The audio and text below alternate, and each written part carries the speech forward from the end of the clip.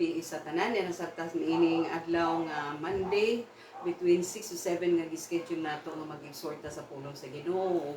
Naata karon sa Ephesians chapter 4 verse 11 to 14 atong basahon niya. Ingon diri sa Ephesians chapter 4 verse 11 to 14, and he himself gave some to be apostles, some prophets, some evangelists, and some pastors and teachers. Ang 12, ingon diri, for the equipping of the saints, for the work of the ministry, for the edifying of the body of Christ, till we all come to the unity of the faith and the knowledge of the Son of God, to a perfect man, to the measure of the stature of the fullness of Christ, that we should no longer be children, tossed to and fro and carried about with every wind of doctrine by the trickery of men in the cunning craftiness by which they lie in wait to deceive. So makita nato dinhi nga not all preachers are apostles. Not all preachers are prophets di ay. Not all preachers are evangelists, pastors, and teachers. Dili di ay tanan, no? Kay nga, no? Klaro kay din nga, gasta din nga hinatag ni Lord. And klaro kay sa 11, and he himself gave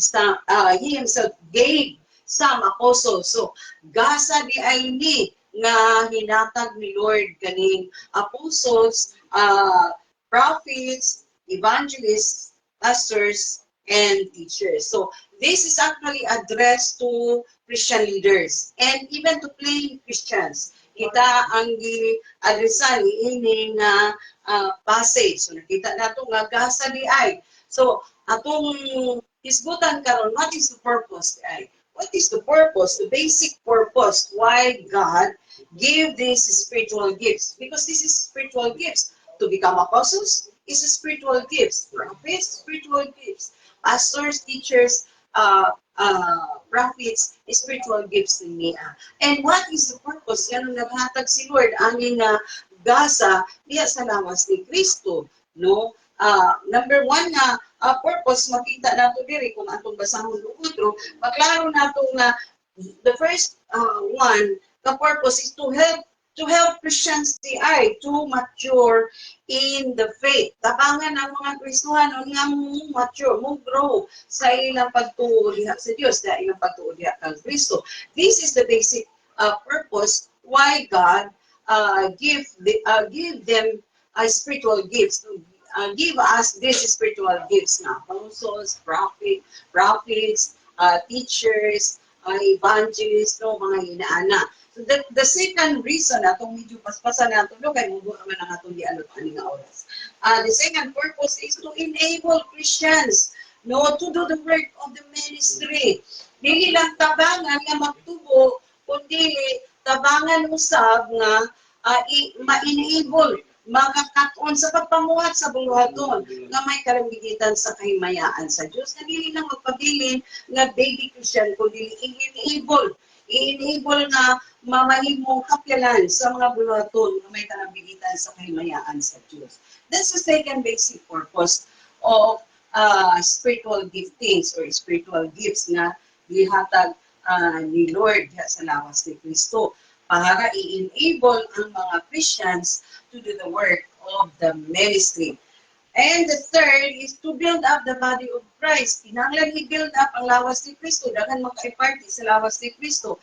Ang lawas ni Kristo nga si Kristo mao ang ulo. No, kita nga mga Christians are parts of the body of Christ. So kinahanglan nga i-build up.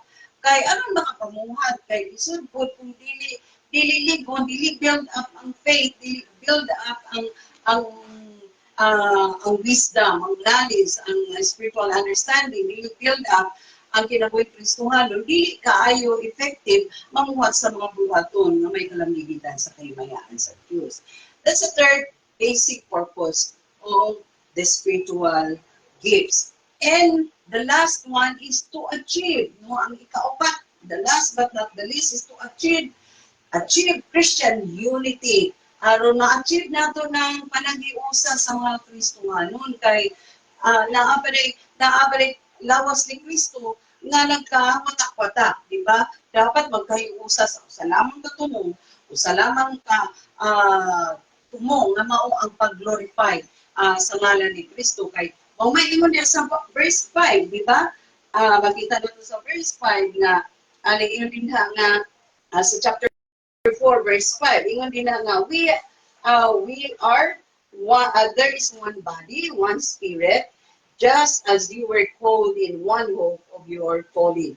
One Lord, one faith, one baptism, one God and Father of all, who is above all and through all and in you all. So sa ato pa, nganong magkabahin-bahin man nga, usara man ta diha sa pagtuo, usara ta diha sa espiritu, usara ta diha sa lawas, no? O usara pod ang tawag nato nga hinatag ni Lord, usara ang paglaom nato, usara ang atong Ginoo, usara ang atong pagtuo, usara ang bautismo, no? Usara ang tanan, usara, no? So ngano kinahanglan magkabahin-bahin? Oh, ingon diri one Lord, one faith, one baptism, one God. Usara ang atong Ginoo o langit nung Amahan, no? Father of all, who is above all and through all and in you all.